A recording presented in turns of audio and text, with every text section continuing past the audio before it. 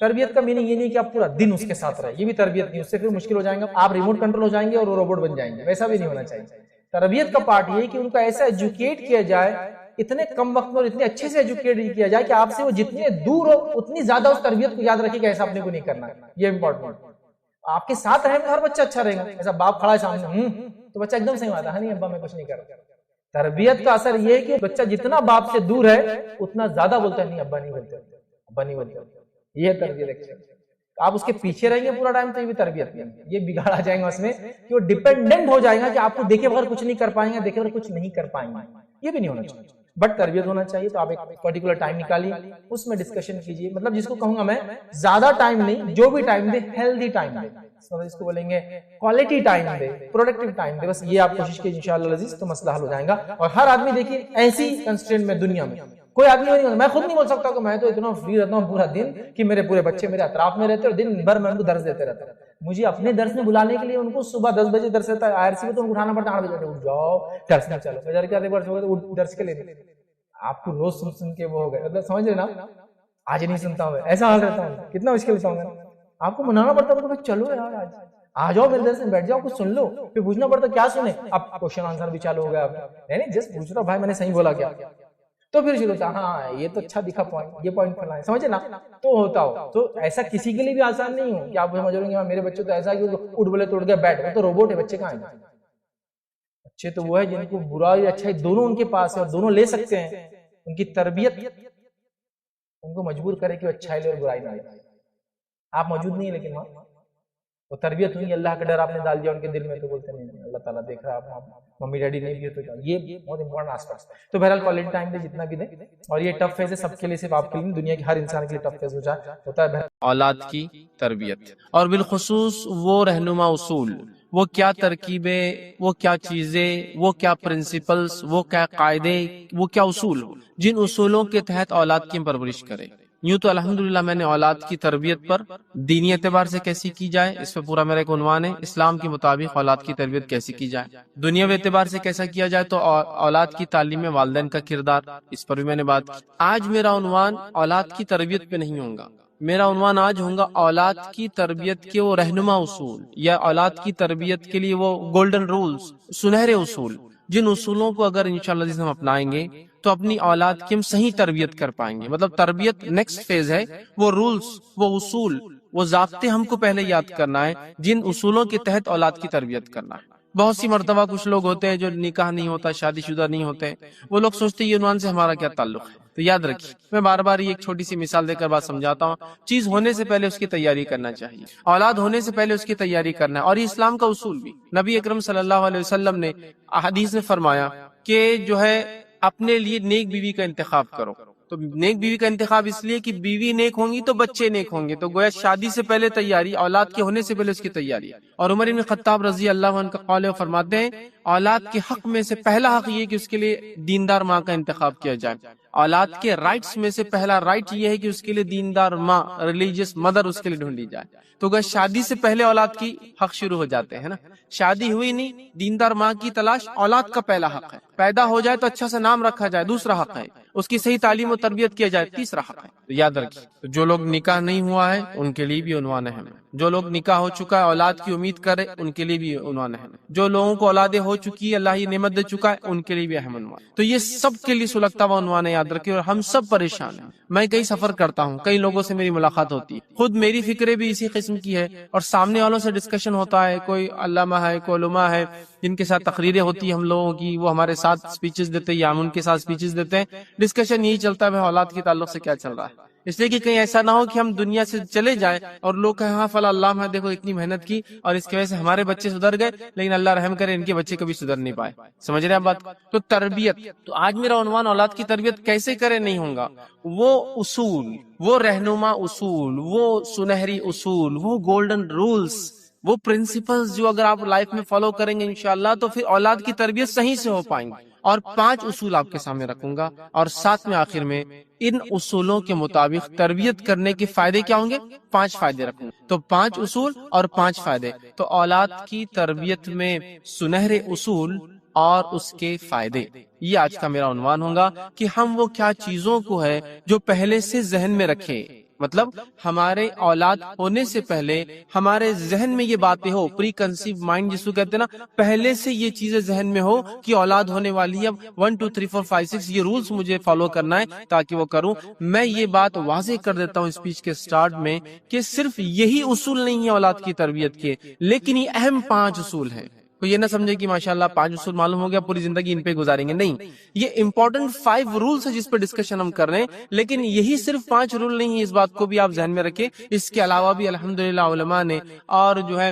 لوگوں نے کتابیں لکھی ہے جو دانشور ہوتے ہیں، بچوں کی سائیکولوجی سے ریلیٹڈ ہوتے ہیں، جس کو ہم سنت سے ملا سکتے ہیں، پھر وہ بھی ہیں، لیکن یہ 5 امپورٹنٹ اصول ہے، رول ہے، گولڈن رولز ہے، جس کو اگر ہم یاد رکھیں تو انشاءاللہ عزیز اپنے آنے والی نسل کی ہم صحیح سے تربیت کر پائیں گے، تعلیم دے پائیں گے، چاہے دنیاوی تعلیم ہو چاہے دینی تعلیم ہو، اور انہیں وہ بنا پائیں گے جو ہم چاہتے ہیں، اور کچھ نہ ہو سکے تو ایسا ضرور بنا پائیں گے کہ انشاءاللہ عزیز ہم دنیا سے جب چلے جائے یہ اولاد میرے اور آپ کے لیے ثواب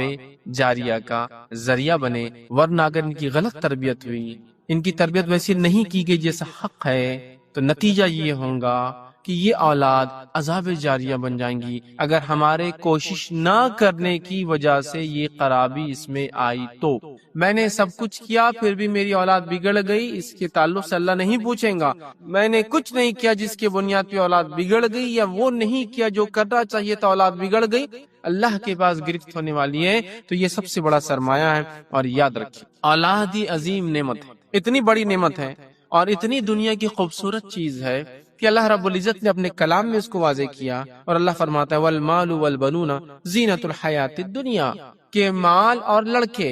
یہ دنیا کی زینت ہے، دنیا کی خوبصورتی ہے، ٹھیک، والمال والبنون، مال دنیا کی خوبصورتی ہے، جس کے پاس مال ہو اس کا معاملہ الگ ہوتا ہے، غربت کوئی بری چیز نہیں ہے، یہ ایک الگ عنوان ہے یاد رکھیں، لیکن مال انسان چاہتا ہے نہ ہو، اس سے دنیا اس کی خوبصورت ہو جاتی ہے، وہ جو چاہے خرید سکتا ہے، اللہ کی راہ میں خرچ کر سکتا ہے، اپنے بیوی بچوں پر صرف کر سکتا ہے، بہت ساری چیزیں ہیں، ہے نا، اچھی اچھی نعمتوں کا فائدہ اٹھا سکتا ہے، مال والبنون، اور اولاد، اور خاص طور سے لڑکوں کا لفظ استعمال ہوا ہے کہ یہ زینت ہے دنیا کی، تو اولاد گویا دنیا کی زینت ہے، دنیا کی خوبصورتی، جس کو اللہ رب العزت نے اپنی کتاب میں گنوایا، اور یقیناً جب اللہ نے اس کو دوسرے نمبر والمال والبنون، کہ مال اور پھر اولاد، ہے نا، کسی کو اولاد نہ بھی ہو، مال ہو تو سیٹسفائیڈ لائف جیتا ہے کچھ نہ کچھ حد تک، لیکن اگر مال نہ ہو تو ایک مشکل، اور اولاد اور مال دونوں ہو تو دو چیزیں دنیا کی چلی جاتی ہیں، نعمتیں، تو نعمت ہے، بلکہ صرف نعمت نہیں، خوبصورت نعمت ہے، اور اتنی خوبصورت نعمت ہے کہ بزرگ انبیاء نے بھی، اولو العزم پیغمبروں نے بھی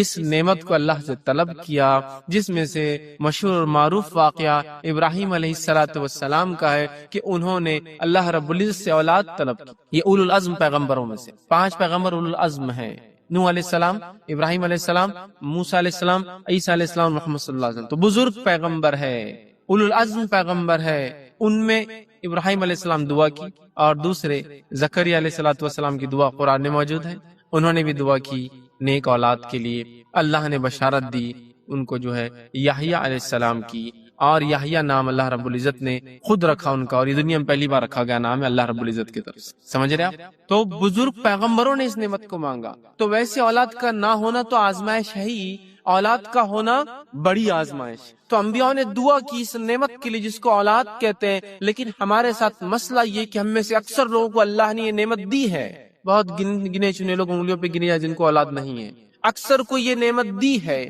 لیکن اس نعمت کے معاملے میں ہمارا معاملہ یہ ہے کہ اس نعمت کو جیسے استعمال کرنا چاہیے، اس نعمت کا جیسے حق ادا کرنا چاہیے، ان کی تعلیم، ان کی تربیت، دینی طور سے ان کو ابھارنا، اور اپنی نسلوں کو سنوارنا، تاکہ آنے والی نسلیں، ظاہر سی بات ہے میری تربیت اولاد کو ہوں گی، یہ اولاد ایک نسل بنے گی، نیکسٹ جنریشن بنے گی، تو ظاہر سی بات ہے اس معاملے میں اتنی کوتاہیاں نظر آ رہی ہے، اللہ رحم کرے، کہ ہماری اولاد بے راہ روی نظر آ رہی ہے، ہمارے پاس جو کچھ فکریں آج نظر آتی ہے وہ صرف اور صرف دنیا کی فکریں، کسی کے پاس چوری ہو جائے، ارے پورے شہر میں بات مشہور ہے، چوری ہو گئی ان کے پاس، بہت مال چلے گا، ڈاکہ ڈال دیا جائے، ارے بہت برا ان کے ساتھ، ڈاکہ پڑ گیا ان کے پاس، تو مال کے کھونے پر سب کو افسوس ہو رہا ہے، اخبار میں آ رہی تو پڑھنے والا افسوس کر رہا ہے، جس کا گیا وہ افسوس کر رہا ہے، اس کے خاندان والے افسوس کر رہے ہیں، لیکن کیا کبھی مال والی نعمت کے ضائع لیکن کیا کبھی ہم نے اولاد والی نعمت کے ضائع ہونے پر فکر کیا؟ کیا کبھی ہم نے اولاد والی نعمت کے ضائع ہونے پر فکر کیا؟ ہم اپنے گلیوں سے نکل جائے، مسلم محلوں سے گزر جائے، مسلم بستیوں اور چوراہوں سے گزر جائے،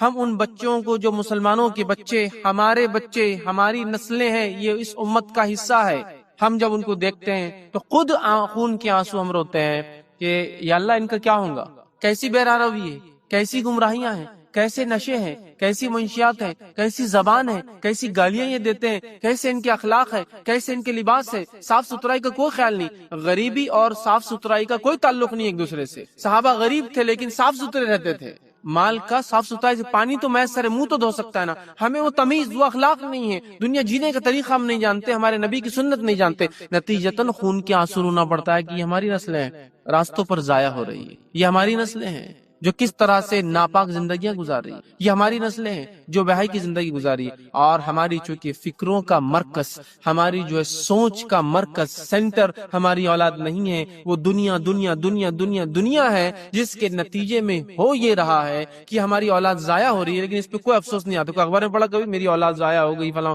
سب بڑے ہو گیا، برا ہوا، نہیں، اس لیے کہ مال کے جانے پر ہم کو افسوس ہے، اولاد کے ضائع ہونے پر اللہ ہم پہ رحم کرے، ہمیں افسوس بھی نہیں ہو رہا ہے، اس لیول پر ہم جا چکے ہیں، اس لیول پر جا چکے ہیں، اور شیطان نے اس چیز کو پکڑ لیا، اور آج ہمارے بچوں کا وہ ایمان لوٹ رہا ہے، آج ہماری اولاد کی حیا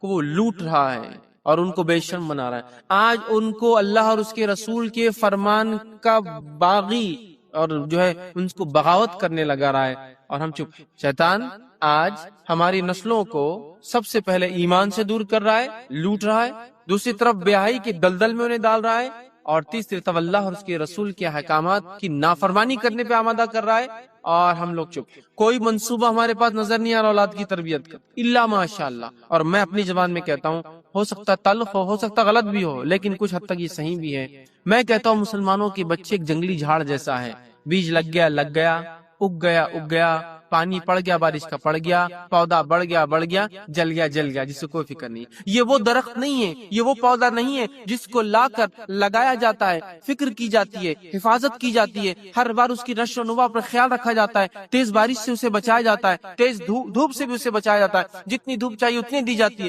جتنا پانی چاہیے اتنا پانی دیا جاتا ہے، جب تیز ہوائیں چلتی ہے تھوڑا بڑھتا ہے تو اس کو گرنے سے روکنے کے لیے باندھا جاتا ہے، اگر یہ حد سے زیادہ بڑھ جائے تو کاٹ کے اس درخت کو چھوٹا کیا جاتا ہے، تاکہ جب یہ بڑا درخت بن جائے گا تو پھر تو کوئی مسئلہ نہیں، آندھی اور طوفانوں کو یہ سامنا کریں گا، لیکن ہمارے مسلمان بچے، یہ وہ درخت، وہ پودا نہیں ہے جس کے تعلق سے مالی بہت فکر مند ہوتا ہے، بلکہ یہ وہ درخت، اللہ رحم کرے، ہو سکتا میں غلط بھی ہوں، لیکن یہ بات بہت حد تک سچ بھی ہے کہ ہمارے بچے ایک جنگلی جھاڑ کے جیسا بیج گر جاتا ہے، پودا لگ جاتا ہے، بڑھ گیا تو بڑھ گیا، ہو گیا تو ہو گیا، سدھراوا رہا، دیندار رہا تو رہا، بگڑ گیا تو بگڑ گیا، ایک اولاد بگڑ گئی، ایک اولاد اچھی نکلی، تربیت دونوں کی نیکی میں نے ماشاءاللہ، یہ قدرتی طور سے ایسا ہو گیا، یہ قدرتی طور سے ایسا ہو گیا، یہ حال ہے۔ اور پھر کبھی کبھار والدین رونا بھی روتے ہیں، ارے میرے بچے بگڑ گئے، میرے کو سنتے نہیں، بیمار ہوگا دوا لا کے نہیں دیتے، میری پریشانی مدد نہیں کرتے، میرے کو پیسہ نہیں دیتے، تو میں کہتا ہوں یاد رکھ، اس ہاتھ دے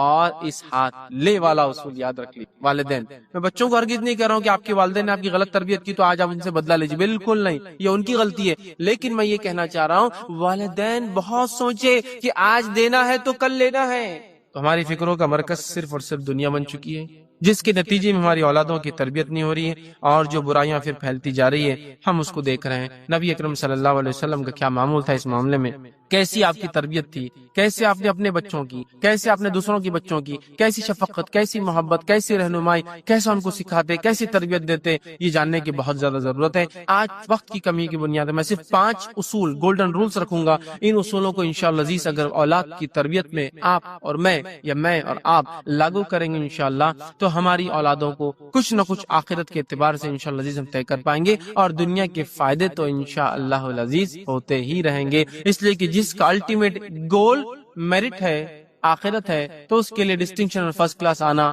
آسان ہو جاتا ہے، جس کا الٹیمیٹ گول ہی فرسٹ کلاس ہے تو سیکنڈ کلاس، تھرڈ کلاس یا فیل ہونا آسان ہو جاتا ہے۔ تو آخرت ہمارا گول ہے تو پیچھے کا تو انشاءاللہ عزیز میں اور آپ پا ہی لیں گے کچھ نہ کچھ. سمجھ رہے ہیں بات کو؟ تو لہٰذا ہمیں یہ بات کو سوچنا ہے. آئیے وہ رہنما اصول کیا ہے نبی اکرم صلی اللہ علیہ وسلم کی زندگی سے دیکھتے ہیں. فرسٹ رول ہم دیکھتے ہیں کہ وہ کیا رہنما پہلا اصول ہے جس کو ہم اپنائیں، جس سے اپنے بچوں کی تربیت میں ہم جو ہے وہ کر پائے جو ہم چاہتے ہیں، بچوں سے وہ نکال پائے جو چاہتے ہیں، وہ بنا پائے جو وہ بنتے ہیں. یاد رکھیے تو پہلا رول ہے وہ یاد رکھیے وہ یہ ہے کہ پیار، محبت، شفقت، الفت کا ان کے ساتھ معاملہ رکھیے. فرسٹ رول ہے. بچے کبھی بھی آپ کی ضد، آپ کی مار، آپ کی ڈانٹ کی وجہ سے کچھ نہیں بن سکتے. یہ پہلا گولڈن رول ہے، آپ یاد رکھ لیجئے. بچوں کو majority of part love and affection ہوگا، پیار اور محبت کا معاملہ ہوگا، اور مائنورٹی بہت چھوٹا حصہ ڈانٹ ڈپٹ کا بھی ہوگا جو کہ وہ بھی ان کے تربیت کے لیے ہوگا. پیار محبت بھی تربیت کے لیے، ڈانٹ ڈپٹ بھی تربیت کے لیے ہوگا. میں یہ بات اس لیے کہہ رہا ہوں کہ بہت سارے والدین اپنے بچوں کو ڈانٹ اور ڈپٹ اس لیے نہیں کرتے ہیں کہ ڈانٹ ڈپٹ کے ذریعے ان کی اصلاح ہو، بلکہ اس لیے ڈانٹتے ہیں، مارتے ہیں کہ ان سے بدلہ لیا جا سکے. اب بولیں گے بچوں سے کیسا بدلہ؟ آج صبح سے وہ یہ جو ہے نا خون اس کا چالو ہے. اب بتاتا دوپہر میں دوپہر میں ایک آواز نکالا کہ پھاڑ، صبح سے دیکھ رہا بیٹا تیرے کو. آپ نے اس کو تربیت کے لیے نہیں مارا، آپ نے اس کو بدلہ لینے کے لیے مارا صبح سے جو اس کو آپ کو تنگ کر رہا ہے. سمجھ رہے آپ؟ بزنس کو تو کتنے آپ پیار محبت سے ڈیولپ کرتے ہیں. بزنس کرے ہوں گے نا سب نے. کسٹمر ہے ایک بہت ہی گھٹیا قسم کا کسٹمر ہے جو صرف روز آ کر دام پوچھ کر جاتا ہے، منہ تک آئے اور کھانے نہ ملے ایسی حال کرتا ہے. دام پوچھ لیا، سودا طے ہوا، جان دو میں کل آتا ہوں. لیکن اس کسٹمر کو بھی آپ کبھی ڈانٹتے نہیں. کیوں؟ ڈانٹ دوں گا تو اگلا کسٹمر بھی نہیں آئے گا، اور ہو سکتا ہے اس کی وجہ سے دکان بھری بھی تو دکھ رہی نا، یہ چلے جائیں گے، بدنامی کریں گے. آنے دو، ہے نا. تو بچوں کے معاملے میں کیوں پھر یہ معاملہ؟ تو نبی اکرم صلی اللہ علیہ وسلم پیار کرتے، اکثر پارٹ آپ کا محبت ہے، بہت مائنر پارٹ ڈانٹ ڈپٹ بھی ہے. آپ کی ذاتی زندگی سے تو وہ بھی نہیں ملتا ہم کو، لیکن آپ نے اس کا حکم دے رکھا ہے کہ نماز کو نہ جائے 10 سال کے بعد تو مارو، ہے نا. تو حکم دے رکھا ہے، آپ کی ذاتی زندگی میں تو نہیں ملتا. انس بن مالک رضی اللہ عنہ فرماتے ہیں میں 10 سال نبی اکرم صلی اللہ علیہ وسلم کے ساتھ رہا، آپ نے 10 سال میں مجھے ایک مرتبہ بھی